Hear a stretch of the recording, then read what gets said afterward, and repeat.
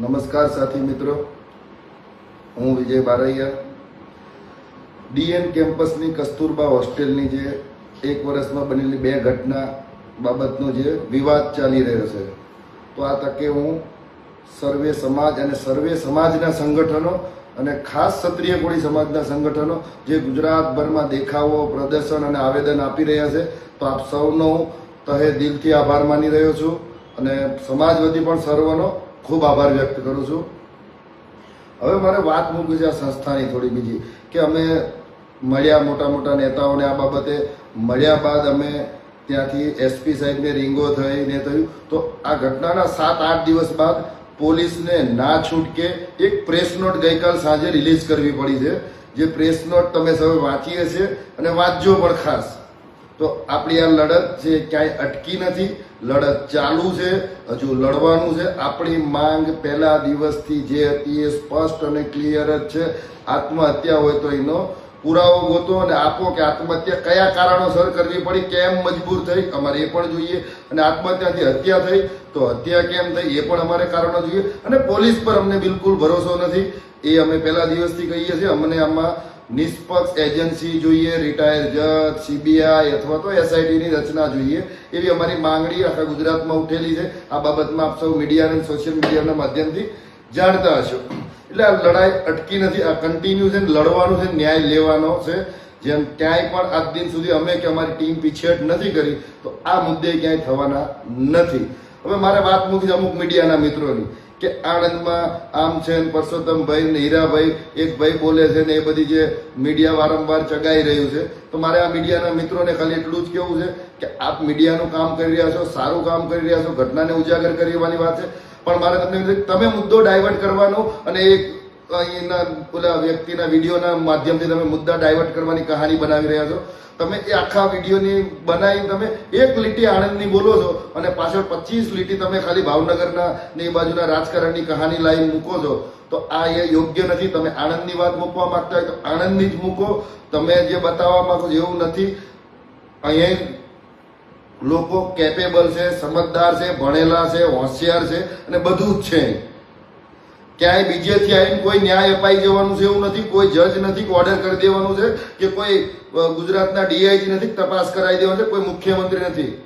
એટલે તમે જે મીડિયામાં ખોટું સમાજના આગેવાનોને અંદર અંદર એકબીજા મિસઅન્ડરસ્ટેન્ડિંગ ઊભી થાય એવું મીડિયાના મિત્રો જે પ્રયત્ન કરાવવા માંગી રહ્યા છે, એ મિત્રોને ખાસ વિનંતી કે તમે આ જે સળગાવવાના પ્રયત્ન કરો છો એ ના કરો.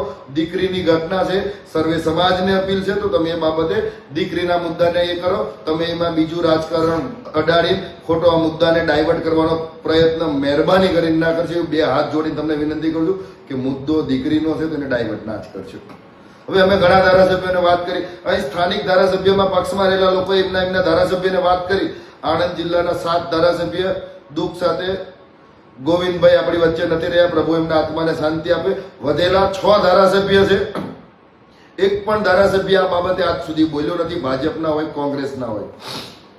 કેમ? અમને શું એમના જિલ્લાની દીકરી આ થયું શું, આમના પેટમાં તેલ રેડાય છે, કેમ બોલવું નથી? અને એક પણ ધારાસભ્ય જેવું કહેતો હોય કે અમને આ વાતની જાણ નથી, તો મારી સામે લાવો તારીખ અને સમય અને કોને કોને શું રજૂઆત કરી પુરાવા સાથે આપવા તૈયાર છું. અને એક પણ આણંદના ધારાસભ્ય આ બાબતે બોલતા નથી, કેમ કે બધાય ત્યાં ડીએનમાં વારંવાર જવાનું છે. અધિકારીઓ કંઈ બોલતા નથી, કેમ કે બધાય વારંવાર ડીએનમાં જવાનું છે. અને આ જે અમે બધી જાણકારી એકઠા કરી છે અમારી ટીમે આખી મળીને, જે આની પાછળ સતત લાગેલા છે, જેમ તમે પોલીસ તપાસ કરવાના બાના કર્યા છો, તમારા કરતા અમારી ટીમના લોકો એટલે અમારા સમાજના અને અમારા સંગઠનના લોકો, જાગૃત લોકો આમાં એટલો સાથ સહકાર આપ્યો છે કે જે પોલીસને કરવું છે એના કરતા વધારે કામ તો જાગૃત યુવાનો અને લોકોએ કરી રહ્યા છે આમાં. તો આ ડીએન સંસ્થાની અંદર ચાલેલા કાળા ધાડા ધંધાઓ, ફાઇનાન્શિયલ વ્યવહારો થતા, અંદર આર્થિક વ્યવહારો, કોને ચૂકવણા, અધિકારીઓની સાંઠગાંઠ, મંત્રીઓની સાંઠગાંઠ, સાંસદોની સાંઠગાંઠ, આ દરેક વસ્તુને ઉજાગર કરવા માટે થઈ અમે ડીએન ખોલેગા નામનો એપિસોડ બનાવવાના છીએ, જેમાં દર અઠવાડિયે ડીએન બાબતનો એક વિડીયો, ડીએનમાં થતા કાળા કામો વિશેની માહિતી, ડીએનમાં થતા નુકસાન, શોષણ, શિક્ષકોના શોષણ, વિદ્યાર્થીઓના શોષણ, બધી વસ્તુના મુદ્દા અમે લાવશું.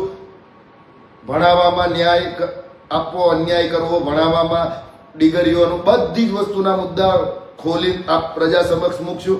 સમય ઓછો છે, અમારે લીગલ લડાઈ લડવાની છે, ખૂબ લાંબી લડાઈ છે, કેમ કે આની અંદર પ્રશાસન અને નેતા મંત્રીઓનો ચારે હાથ આ સંસ્થાની માથે છે.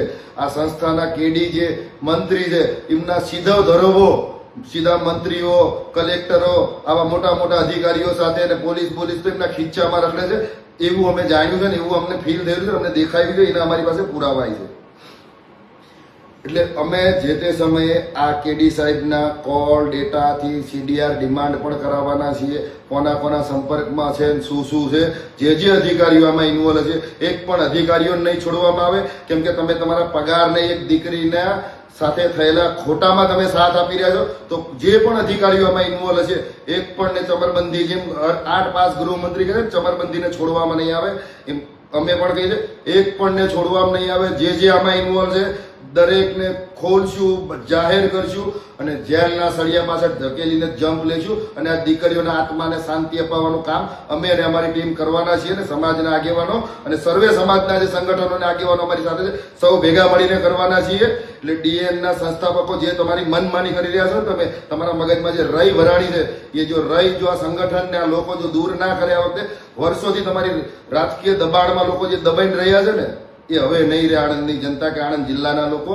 તો હું આ થકી વિડીયોના માધ્યમથી આ DN સંસ્થામાં ભણતા મા બાપોને વિનંતી, આની પહેલાની પોસ્ટમાં મારો નંબર મેં નાખેલો છે, જાહેર કરી દીધેલો છે. આપ WhatsApp મેસેજ દ્વારા મારો સંપર્ક કરજો. જે પણ માહિતી તમે અમને આપવા માંગતા હોય, આ લોકોના કાળા દાવા તમે જાણતા હોય, ઉજાગર કરવા માંગતા હોય, જે તે સમયે તમે ડરીને પીછેહટ કરીને બેઠા હોય, તમને ગેરમાર્ગે દોરવામાં આવ્યા હોય, તો આ દરેક વસ્તુ પર અમે લડવા તૈયાર છીએ. અને આપણે હાઈકોર્ટ, સુપ્રીમ કોર્ટ, જ્યાં પણ લઈ જવાની થાય મેટર બધી રીતે તૈયાર છીએ અને લઈ જ જવાની છે. આ લડાઈ બાકી છે, અધૂરી છે. પોલીસની એક પ્રેસ નોટથી કોઈએ નાસીપાસ થવાની જરૂર નથી. આપણે આનો ન્યાય મેળવશું. તો મારી અપીલ છે, જાગજો. અને મારી ફેસબુકની રીચ જે છે એ ફેસબુકના પેલા સુસાઇડલ ફોટો અપલોડ કરવાના કારણે મારી રીચ ઘટી ગઈ છે. તો હું મિત્રોને વિનંતી કરું, આ વિડીયોને ખાસ શેર કરજો, આગળ વધારજો, મોકલજો, જેથી DNના ભણતા 30,000 જેટલા વિદ્યાર્થીઓના મા બાપ સુધી પહોંચે, એમના દીકરા દીકરીઓને ઘરે પૂછે ને આની જાણકારી બહાર આવે, એવી આપ સૌ પાસે અપેક્ષા રાખો. જય હિન્દ, જય ભારત, સરદાર જય સરદાર.